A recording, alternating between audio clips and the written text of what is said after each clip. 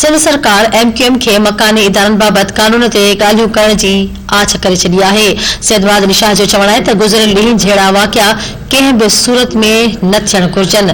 वरी वज़ीर सैदवाद अली शाह MQM पाकिस्तान जे अॻुवान ऐं वफ़ाक़ी वज़ीर अमीन उल हक़ सां फ़ोन ते राब्तो करे गुज़िरियल ॾींहुं कराची में पेश आयल वाक़िए ते अफ़सोस जो इज़हार कयो आहे।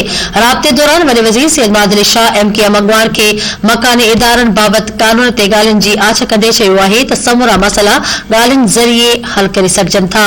वॾे वज़ीर चयो त गुज़िरियल ॾींहं जहिड़ा वाक़िया कंहिं बि सूरत में न थियणु घुरिजनि।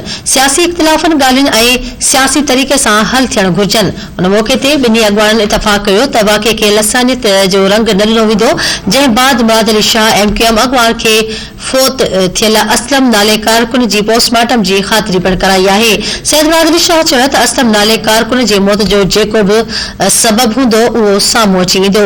अमीन उल हक़ टंडो अलहयार वाक़िए ते हुकूमती क़दमनि ते इत्मीनान जो इज़हार कयो आहे, जॾहिं त मकानी इदारनि बाबति नए कानून ते ॻाल्हियुनि जी आछ ते MQM अॻुवान चयो आहे त हू पार्टी सां मशवरो करे जवाब ॾींदो।